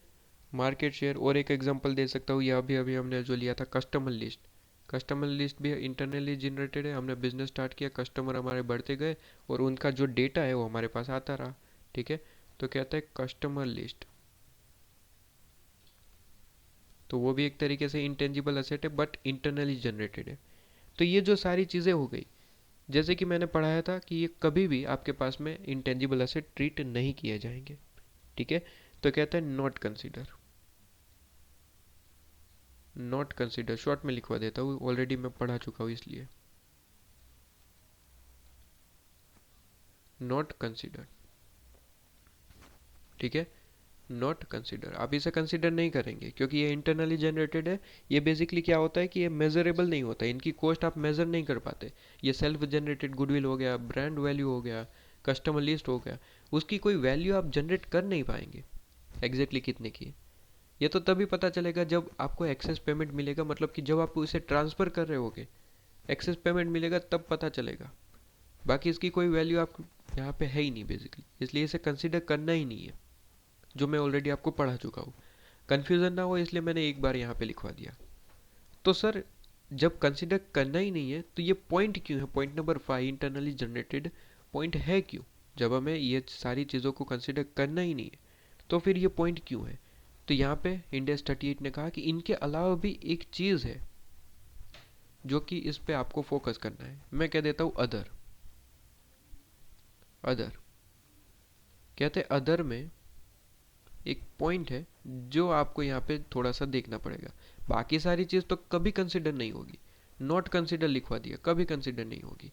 बट एक पॉइंट ऐसा है जिस पे आपको फोकस करना पड़ेगा, जिस पे आपको यहाँ पे क्या करना पड़ेगा सर, फोकस करना पड़ेगा। क्या पॉइंट है सर, जल्दी से बताइए, मेरे साथ लिखते चलिए, आपके पास में समझ आ जाएगा, ठीक है। आइए, एक पॉइंट होता है जो आपने मेरे साथ कहीं ना कहीं सुना होगा या फिर आपने खुद से सुना होगा, रिसर्च फेज। किसी भी बिजनेस में जो कि आप सेल्फ जनरेट कर रहे हैं और इनोवेटेड टाइप आपका बिजनेस है, आप उस पर रिसर्च करते होंगे। दवाइयों में जनरली आपको देखने को मिलता है कि दवाई बनाने के लिए उस पर रिसर्च की जाती है कि इस तरीके की दवाई बन सकती है या फिर नहीं। जैसे कि कोविड 19 हुआ था तो उसके लिए आपके पास में पता है कि उस पर दवाइयों पे रिसर्च चल रहा था कि इसकी कोई दवाई बन सकती है या फिर नहीं, ठीक है। इस वायरस को नष्ट करने के लिए कैसे कैसे यहाँ पे केमिकल का यूज़ होता है और उसके हिसाब से कैसी दवाई बनाई जा सकती है, उस पर रिसर्च किया जाता है। तो हम उसे कहते हैं रिसर्च फेज, ठीक है। रिसर्च फेज, रिसर्च फेज जहाँ पे रिसर्च किया जाता है कि इस तरीके की कोई चीज़ बन सकती है या फिर नहीं, इसी का मतलब है रिसर्च। कि हम पर्टिकुलर किसी रिसर्च की पर्टिकुलर किसी असेट पे या फिर पर्टिकुलर किसी पॉइंट पे हम रिसर्च कर रहे हैं। रिसर्च का मतलब होता है कि वो जो हमने सोचा है वो पॉसिबल है या फिर नहीं, वो चेक करना, इसका मतलब है रिसर्च। जैसे कि आपके पास में इलेक्ट्रिसिटी का इनोवेशन करने से पहले हमें ये सोचना पड़ता है कि ऐसी कोई चीज़ शक्य है कि नहीं, क्या ये पॉसिबल है कि नहीं। ठीक है, तो ये पॉसिबल है कि नहीं ये चेक करना पड़ता है, पहले होता है रिसर्च फेज। अब जैसे ही पता चल जाता है कि हाँ इस तरीके की चीज़ पॉसिबल है, हम इस तरीके से बना सकते हैं, तो उसके बाद जो नेक्स्ट फेज होता है उसे हम कहते हैं डेवलपमेंट फेज। तो यहाँ पे लिखेंगे डेवलपमेंट फेज। तो रिसर्च फेज और डेवलपमेंट फेज, फ़र्क क्या है सर? सिर्फ एक ही फ़र्क है। रिसर्च फेज में हमें ये नहीं पता होता कि जिस पे हम रिसर्च कर रहे हैं वो पॉसिबल है भी या नहीं। पॉसिबल है भी या नहीं ये सर्च करने के लिए हम रिसर्च कर रहे हैं। बात समझ रहे हैं? इलेक्ट्रिसिटी का एग्जांपल दिया कि इलेक्ट्रिसिटी का इनोवेशन करना है, ये पहली बार है, कहीं पे भी हमने इलेक्ट्रिसिटी देखा ही नहीं है कभी, किसी भी पर्सन ने। पहली बार इलेक्ट्रिसिटी का इनोवेशन हो रहा है। बस ये कंसेप्ट किसी ने सोचा कि सर ऐसी कोई इलेक्ट्रिसिटी हम बनाए, ऐसी कोई चीज़ बनाए जिससे बल्ब वगैरह हो गया, फैन वगैरह हो गया, वो चार्ज हो, मतलब कि वो चले। ठीक है, वो पावर सोर्स बनाना है। तो ये जो पहली बार सोचा होगा, क्या उसको पता है कि ऐसी कोई चीज़ बनने वाली है? Answer is no sir. वो तो रिसर्च कर रहा था, ट्रायल एंड एरर जिसे हम कहते हैं, कि बना तो ठीक, नहीं बना तो भी ठीक। तो पहली बार जो कंसेप्ट आया दिमाग में वो कहीं ना कहीं ट्रायल एंड एरर कर रहा था, मतलब ऐसी कोई चीज़ पॉसिबल है भी या नहीं उसे पता नहीं था। तो ऐसी कोई चीज़ पॉसिबल है भी या नहीं, बस उस पे के बारे में आप कुछ काम कर रहे हैं, लेकिन पॉसिबल है या फिर नहीं नहीं पता। तो उस फेज को कहते हैं वो रिसर्च फेज है, मतलब आप ट्रायल एंड एरर कर रहे हैं। हो सकता है एसेट बने, हो सकता है ना बने। लेकिन डेवलपमेंट फेज का मतलब ये होता है कि वो कंफर्म हो चुका है कि इस तरीके की चीज़ बन सकती है, कंफर्म हो चुका है। रिसर्च फेज में आपने कंफर्म कर लिया। ठीक है, जैसे कि फैन बनाने का हम काम कर रहे थे, सबसे पहली बार ऐसा किसी को पता ही नहीं था कि ऐसा कोई फैन होता है जो हमें हवा दे सकता है। सबको पता था कि भाई हवा चाहिए तो बाहर चले जाओ, ठंडी ठंडी हवा मिलेगी। ऐसी कोई फैन जैसी कोई मशीन होती है पता ही नहीं था, और जिसे हम इनोवेट करने की चाह यहाँ पे बेसिकली क्या कर रहे थे, रिसर्च कर रहे थे। तो रिसर्च कर रहे थे, हमें नहीं पता था, हमने रिसर्च किया, बहुत ट्रायल एंड एरर किया, और उसके बाद हमने एक पूरे का पूरा यहाँ पे क्या कह सकते हैं ब्लू प्रिंट बनाया कि हाँ इस तरीके की चीज़ें यूज़ करके ऐसी कोई एसेट बन सकती है, कंफर्म हो गया। तो उसके बाद जो चीज़ होगी वो होगा डेवलपमेंट फेज, कि हम अब उस एसेट को बनाने जा रहे हैं। वो कंफर्म हो चुका है कि एसेट बनेगा, 99% कंफर्मेशन हो चुकी। ठीक है, कि हाँ एसेट बनेगा। तो उसके बाद जो होता है वो डेवलपमेंट फेज होता है। तो फ़र्क इतना ही होता है कि रिसर्च में नहीं पता होगा या नहीं, डेवलपमेंट में तो हमने ऑलरेडी पता लगा लिया है कि हाँ इस तरीके की चीज़ है और हम उसे पे काम कर रहे हैं। तो बेसिकली अगर मैं सिंपल तरीके से कहूँ तो रिसर्च फेज जो है वो पहला स्टेज होता है, स्टेज नंबर 1। और डेवलपमेंट फेज जो होता है वो स्टेप नंबर 2 होता है, स्टेज नंबर 2 या फिर फेज नंबर 2। ठीक है, तो इंडेक्स 38 ने कहा कि बहुत ज़्यादा सिंपल है।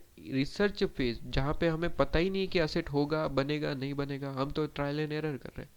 तो इंडेक्स 38 कहता है कि अगेन जैसे हम सेल्फ जनरेटेड गुडविल हो गया, ब्रांड हो गया, मार्केट शेयर हो गया, उसे कंसिडर नहीं करते, यहाँ पे भी नहीं करेंगे, नॉट कंसिडर, नॉट कंसिडर। ठीक है, नॉट कंसिडर, यहाँ पे हमने स्पेलिंग मिस्टेक कर दी थी लास्ट में, ये वाला, हाँ, नॉट कंसिडर। ठीक है, कंसिडर नहीं करेंगे। राइट, कहते हैं डेवलपमेंट फेज में तो सर हमें असेट के बारे में पता है और उसी पे ही काम कर रहे हैं, तो एक तरीके से उसकी वैल्यू क्रिएट कर रहे हैं। ठीक है, हाँ ये गुडविल नहीं है, ध्यान रहे, गुडविल बिजनेस के लिए, हम यहाँ पे पर्टिकुलर असेट पे काम कर रहे हैं और असेट बनाने के लिए खर्चा हो रहा है। डेवलपमेंट फेज का मतलब होता है कि असेट बनना कंफर्म हो चुका है, ब्लूप्रिंट बना लिए। ठीक है, और उस ब्लूप्रिंट पे हम बनाने का काम कर रहे हैं असेट को। तो कहते हैं कि डेवलपमेंट फेज में इंडेक्स 38 ने थोड़ी सी परमिशन दी। इंडेक्स 38 ने कहा कि डेवलपमेंट फेज में जो भी खर्चा करोगे वो कैपिटलाइज हो सकेगा, but need to be satisfy all condition. कुछ कंडीशन बताई गई इंडेक्स 38 ने, वो आपको फुलफिल करनी पड़ेगी तो ही वो क्या होगा सर, एक्सपेंस जो है वो आप कैपिटलाइज कर पाएंगे, वरना वो आपको कंसिडर नहीं करना है। कंसिडर नहीं करने का मतलब है पीएनएल में जाएगा, ये तो चीज़ पता ही होगी ना। कंसिडर नहीं करने का मतलब क्या है सर, पीएनएल में जाएगा। खर्चा आप एज अ एक्सपेंस दिखाएंगे, जबकि कंसिडर करने का मतलब है वो कैपिटलाइज होगा, मतलब कि असेट की वैल्यू में ऐड होगा। तो ये चीज़ तो मेरे हिसाब से क्लियर थी, बता दिया, ठीक है। अब आश्चर्य से मत देखना कि सर ये नया कुछ पढ़ा है, नया नहीं है भाई, इंडेक्स 16 से पढ़ाता रहा हूँ कि कंसिडर नहीं करना मतलब रिजेक्ट होने का मतलब है पीएनएल में जाएगा, और अप्रूव होने का मतलब है वही असेट के वैल्यू में, कॉस्ट में वो ऐड होगा, ठीक है। तो डेवलपमेंट फेज में जो भी एक्सपेंस किया है वो अप्रूव तो है, बट कंडीशन फुलफिल करनी पड़ेगी। अगर एक भी कंडीशन फुलफिल नहीं कर पाए तो वो भी पीएनएल में जाएगा। तो कहते हैं कि यहाँ पे मैं इस तरीके से दिखा देता हूँ, इफ कंडीशन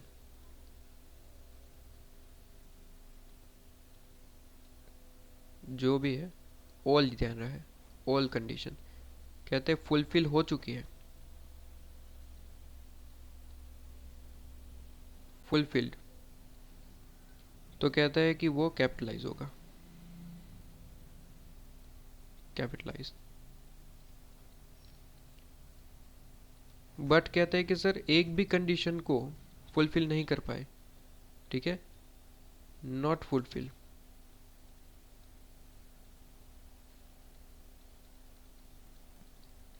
तो क्या होगा, पीएनएल, नॉट कंसीडर।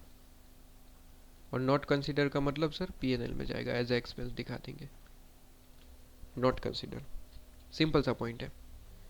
तो जनरली जो मैंने कहा था, पहले पढ़ाया था, वो सही है, कोई गलत नहीं है कि सर जो सेल्फ जनरेटेड इंटेंजिबल असेट होती है कभी कंसिडर नहीं होती। बस एक चीज़ को यहाँ पे बताया गया कि अगर वो डेवलपमेंट फेज है ना, उस पर कोई खर्चा किया है तो उसमें थोड़ा सा सोचना पड़ेगा।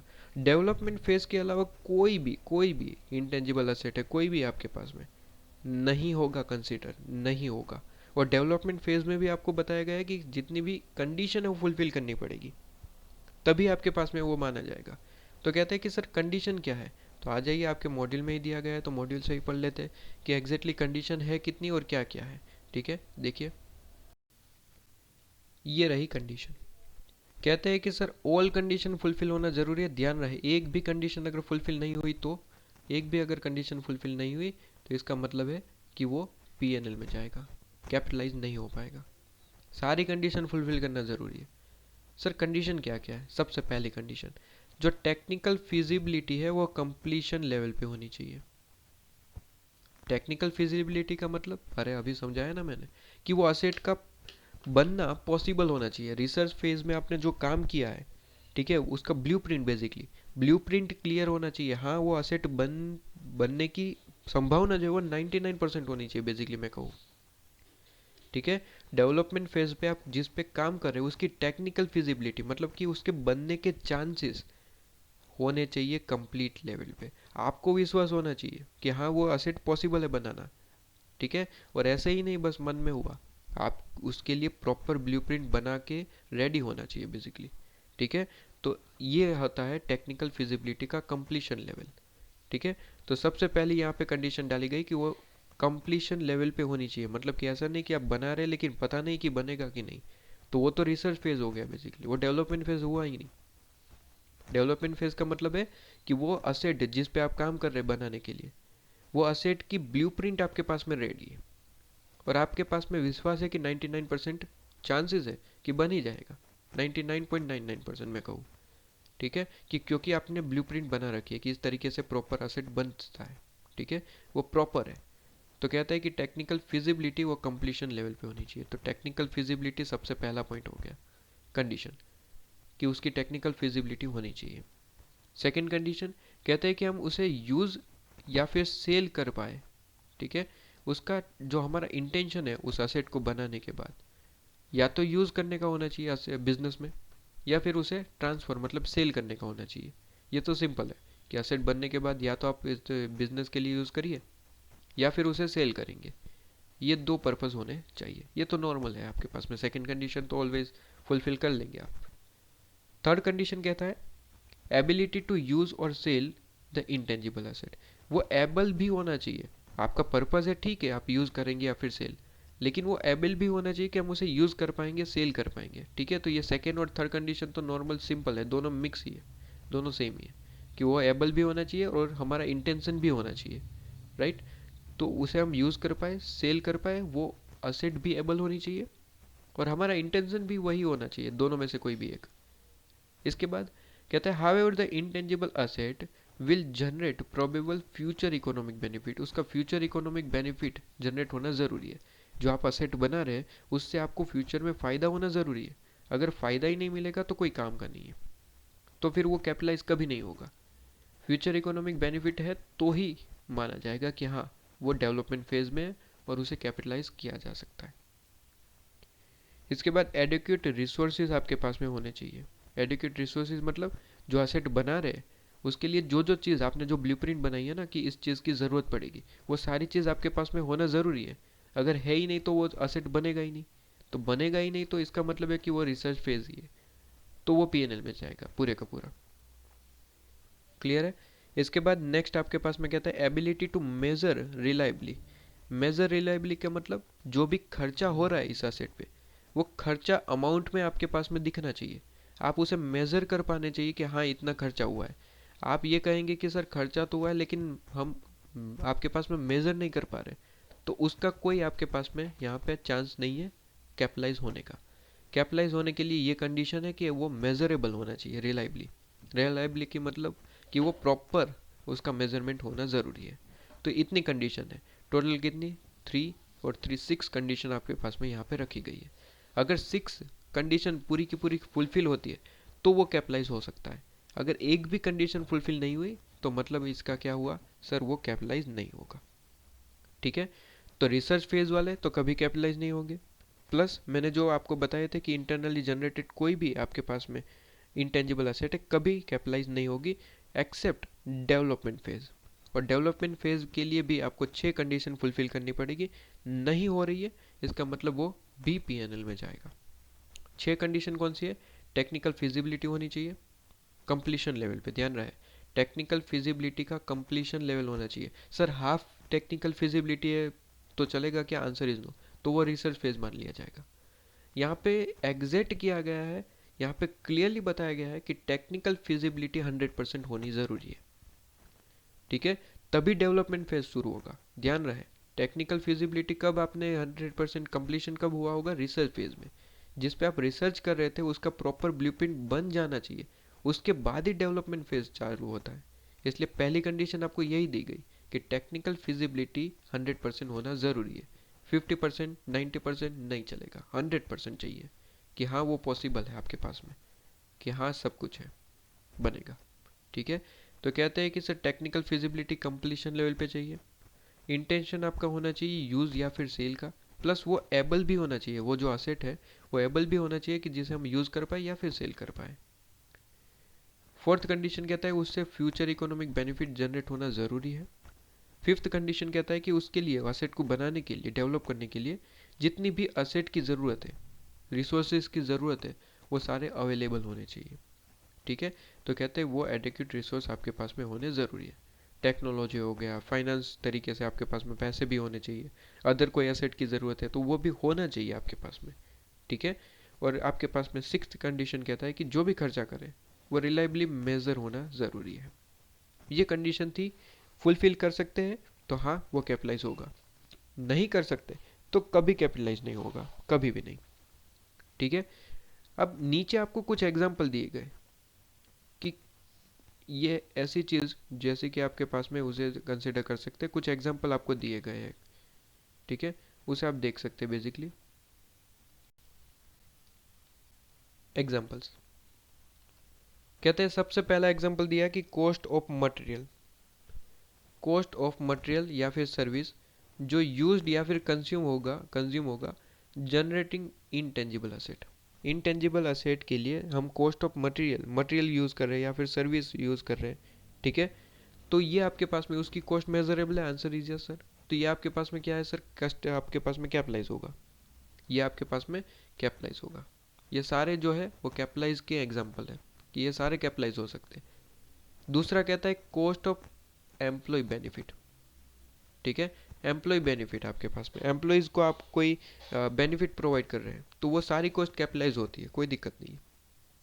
आप कोई असेट बना रहे हैं, ठीक है, और वो डेवलपमेंट फेज में है।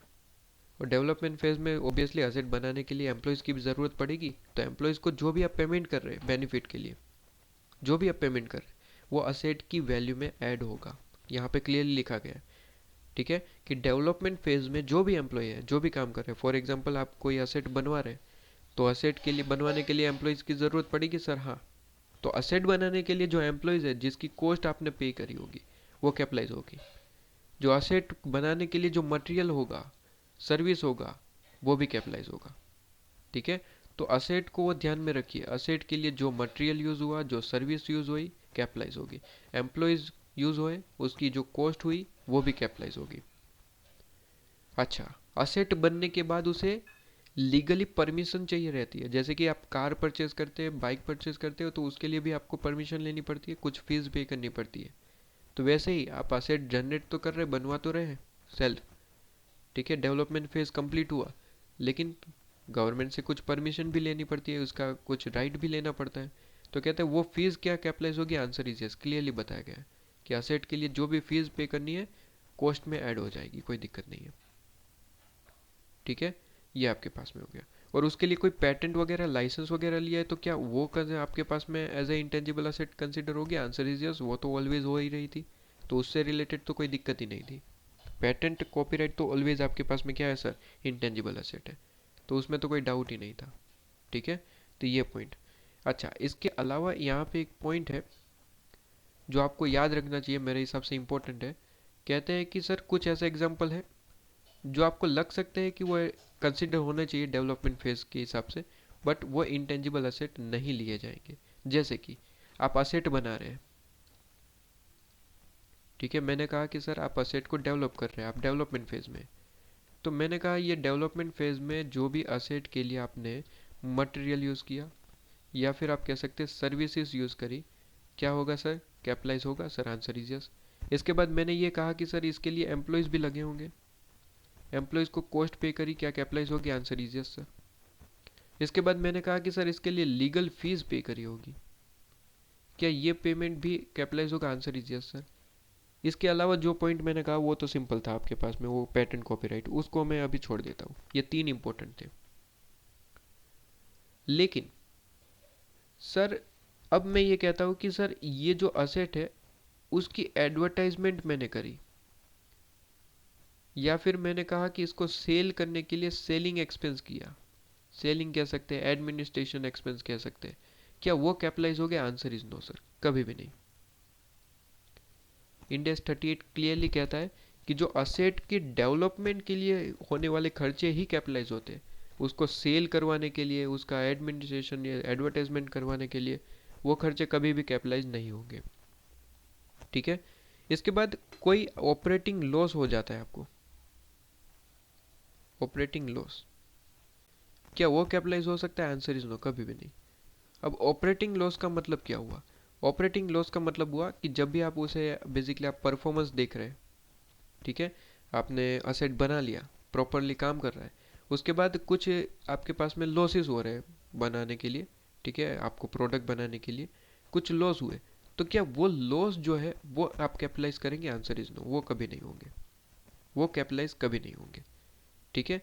अच्छा, ट्रेनिंग टू स्टाफ, क्या वो कैपिटलाइज होगा, आंसर इज नो, वो तो मैं आपको पहले भी लिखवा चुका हूँ, लेकिन उसका कुछ एक्सेप्शन था, वो मैं बाद में पढ़ाऊंगा।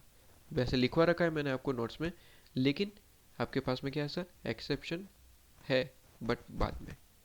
तो मैंने वही कहा कि सेलिंग या फिर एडमिनिस्ट्रेशन जो एक्सपेंस है कभी कैपिटलाइज नहीं होंगे, नॉट लिखा है, ध्यान रखिए। इसके बाद कहता है कि कोई इनिशियल ऑपरेटिंग लॉस होता है, ऑपरेटिंग लॉस, ठीक है, तो वो भी आपके पास में क्या होगा सर, कैपिटलाइज नहीं होगा। एबनॉर्मल लॉस आप कह सकते हैं, बेसिकली ऑपरेटिंग लॉस कह सकते हैं, एबनॉर्मल लॉस कह सकते हैं, वो कभी भी आपके पास में क्या नहीं होंगे सर, कैपिटलाइज नहीं होंगे।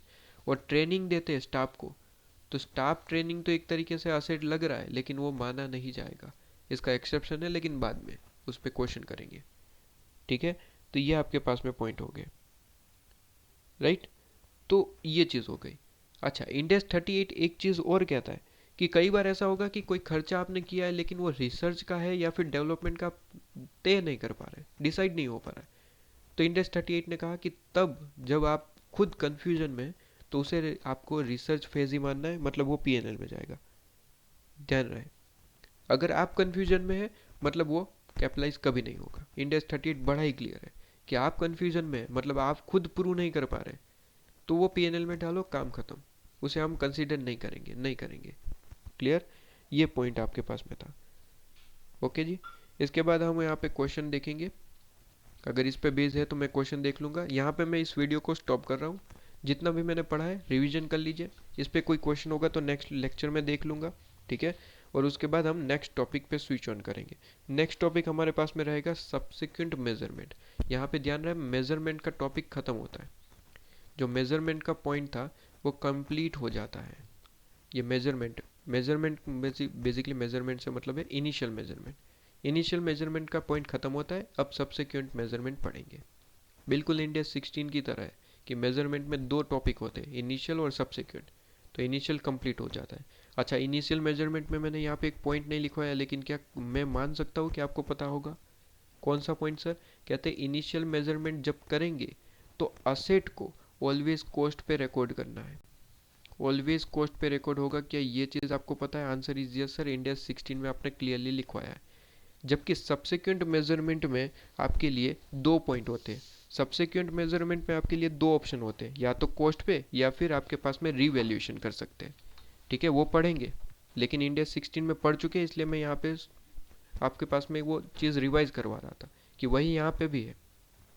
इनिशियल में दो ऑप्शन नहीं है, इनिशियल में केवल एक ही ऑप्शन है, कॉस्ट मेथड पे, ठीक है। तो जितनी भी असेट है आपके पास में तरीके हैं total 5: purchase, exchange, government grant, business combination, initial, ठीक है। तो कहते हैं कि ये पांचों तरीके में जो कॉस्ट ली जाएगी वो एक्चुअल कॉस्ट पे ही ली जाएगी, फेयर वैल्यू नहीं ली जाएगी। फेयर वैल्यू का ऑप्शन इनिशियल मेजरमेंट में नहीं है। कॉस्ट मेथड का मतलब है जो आपने पेमेंट किया है वही कंसिडर किया जाएगा। जबकि सब्सिक्वेंट मेजरमेंट में आपको दो ऑप्शन मिलेंगे, या तो कॉस्ट या फिर रिवैल्यूएशन, बिल्कुल इंडिया 16 की तरह। इसलिए मैंने कहा था इंडिया 16 का रिवीजन नहीं है तो मतलब यहाँ पे नहीं आना है। इंडिया 16 का रिवीजन कंप्लीट होने के बाद आप इस चैप्टर को कर सकते हैं, क्योंकि 60 to 70% आप देख रहे हैं कि सिंपल तरीके से आपके पास में वो कॉमन है। तो वो चीज़ मुझे एक्सप्लेन भी नहीं करनी पड़ रही है, लेकिन मैं सोच रहा हूँ कि आपके पास में वो एक्सप्लेनेशन रिवीजन टाइप होना चाहिए, तो वो इसलिए मैं वो चीज़ कंसिडर करवा रहा हूँ।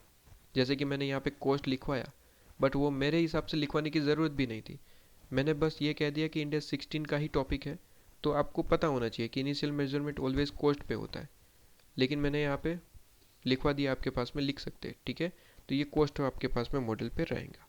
अब इसके बाद नेक्स्ट टॉपिक नेक्स्ट लेक्चर में हम देखेंगे सब्सिक्वेंट मेजरमेंट। लेकिन उससे पहले अगर इस टॉपिक पे, कौन से टॉपिक पे? इनिशियल जनरेट, ठीक है। इस टॉपिक पे अगर कोई क्वेश्चन होगा तो मैं देख लूँगा, ठीक है, या फिर खुद से एक क्वेश्चन बना के आपको प्रैक्टिस करवा दूंगा कि इस तरीके का क्वेश्चन होता है, राइट। तो वो कंप्लीट हो जाए उसके बाद सब्सिक्वेंट मेजरमेंट स्टार्ट कर देंगे नेक्स्ट लेक्चर में। क्लियर है? वैसे ये टॉपिक ज़्यादा कुछ हार्ड था नहीं, इनिशियली जनरेटेड, बट ठीक है, आपके पास में आपको ऐसा लग रहा है कि सर इस पे क्वेश्चन एक आध होना चाहिए तो मैं कराऊंगा।